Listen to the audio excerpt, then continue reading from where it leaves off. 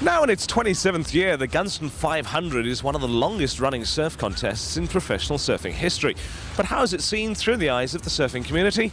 We put the question to Graham Stapleberg, Executive Director of the Association of Surfing Professionals. Basically, there's two major events that have initiated or started right from the outset. And coming up behind him in the red, Kaipo Hakias.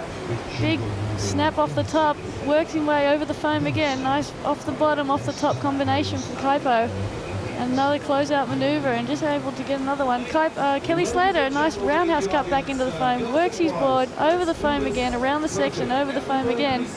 Kelly Slater able to find a connection here onto the inside, and a nice big closeout floater for Kelly Slater. So Kelly looking pretty happy there, walking through the crowd, getting mobbed by 100 teenagers. And Kelly would be pretty stoked making it to the final for the GUNSTON 500 1995. Well, we're finally down to the last four men. We've got the top seas here in the GUNSTON 500 as they head off into the water. Let's join our commentators Jim Young and Lane Beachley.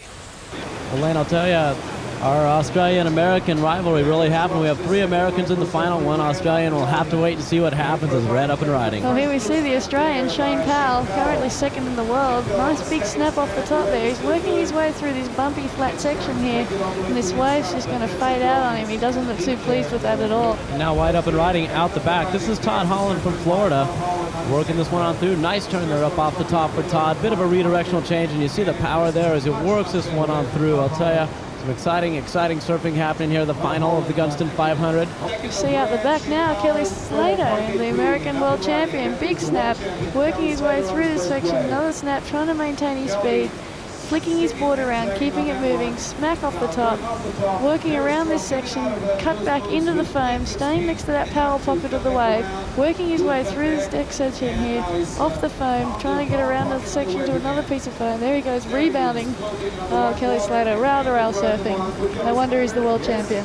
Well, this wave scored a 6.33, and up out the back we see Shane Powell, the Australian. Nice big, oh my gosh, lovely maneuver that off the foam. Powell's off the bottom, around this section, almost runs over the cameraman, snaps it off the top, and another big closeout floater, and another closeout floater. He's managed to get a reform on the inside here. He's got a beautiful connection on the inside here, working his way through it, gets caught behind the whitewash, but manages to get around the section and elects to click out of that one. Great wave for Shane.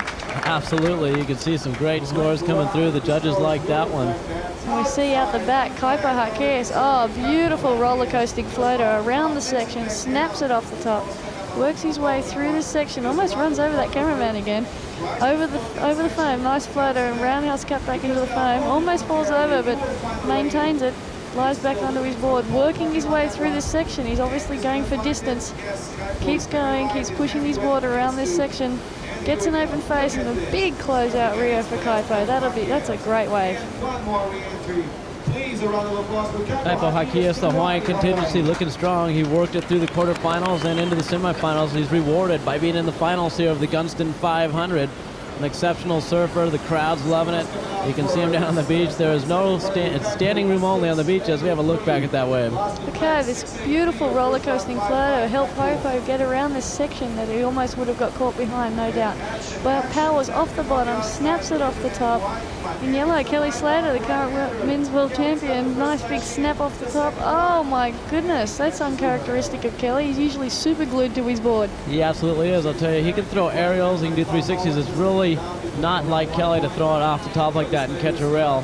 He's making his way back out the lineup. There's plenty of time remaining. Once again, it's a 30-minute final. There's still 21 minutes remaining, so it's plenty of time for Kelly to redeem himself.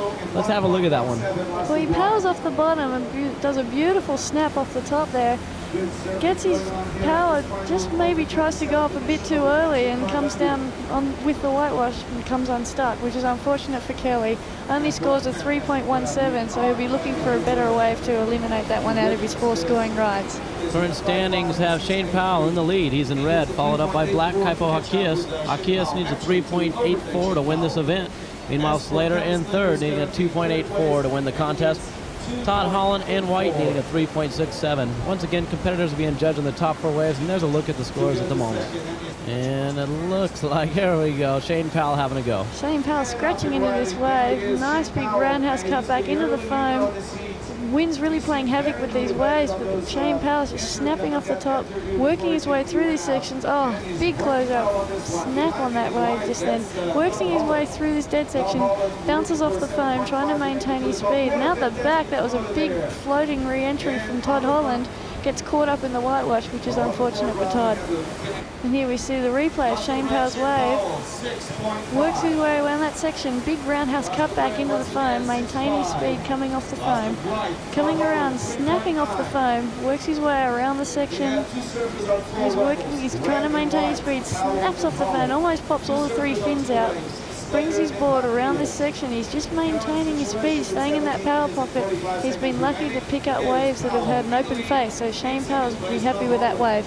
But once again, the tide's starting to push in, so things are shifting. Let's see, Black, I believe that is, up and riding. Kaipo Hakias, bottom turn, some nice snap there up off the top for Hakias.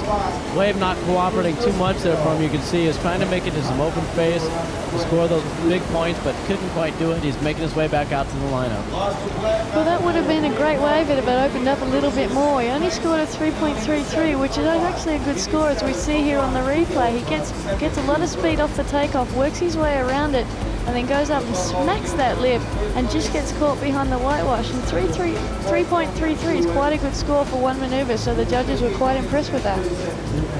Obviously so, and so were the spectators. They seem to be having a good time there. Hello. And hello to you, South Africa. We see a paddler and Kelly Slater way over there on this right-hander. Seems to be lining up a little bit for him.